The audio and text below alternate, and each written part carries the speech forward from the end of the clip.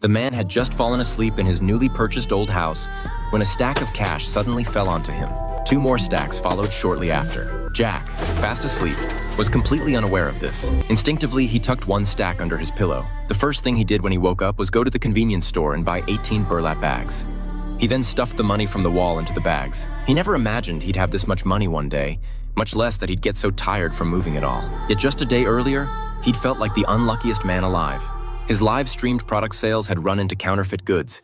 His wife had called him a loser and wanted a divorce. When he was homeless, it was his brother who came to his rescue, introducing him to this apartment. All he had to do was sign the papers, and this house, originally worth 6 million yuan, would now be his for just 800,000 yuan. As soon as Jack heard this, he immediately declared that he would borrow money if he had to, just to come up with the cash. Later, Jack secretly mortgaged his home and took out a loan to buy his friend's apartment. After all, with such great value for money, it was worth taking a gamble. But when he hired someone to clean the place, the cleaner told him it was a haunted house, where 2 previous owners had died in quick succession. Then she went on to describe the strange occurrences that had taken place. Upon hearing this, Jack felt he had been deceived by his friend. He thought things couldn't get any worse. But to his surprise, the property management company came knocking, demanding he pay the maintenance fees. Although Jack was furious, since he had bought the house, he had no choice but to deal with it. He figured if the amount wasn't too high, he'd just pay it. But he didn't expect the total to be 120,000 yuan. But the owner before that had long since passed away. And when the previous owner sold him the house, he had specifically transferred all the property's debts onto him. He was so furious he couldn't sleep for hours that night. In a fit of rage, he grabbed a hammer and started smashing the wall.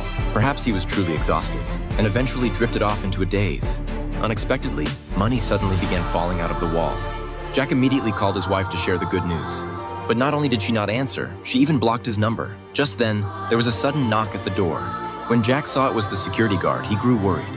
And Jack could never have imagined that the locksmith was actually after the money. But the guy hadn't anticipated that the wall had already been smashed.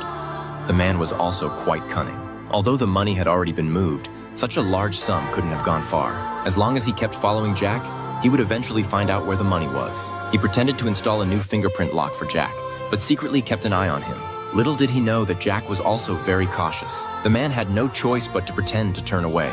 He then found the security guard and informed him that the money had been moved. The gang members believed the money might still be in the house, so they decided to sneak in during the night to check. Meanwhile, Jack could never have imagined that he had actually been betrayed by his own best friend. Not only had someone died in the villa he'd just bought, but it also owed 120,000 yuan in property management fees. Furious, he went to confront his friend.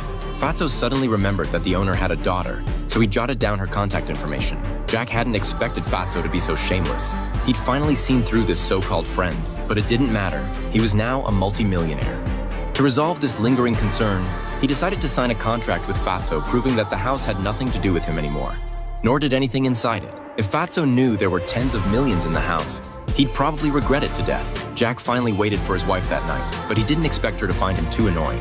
Unexpectedly, when Jack flashed the money, she froze. The woman couldn't believe her husband was acting like a lunatic.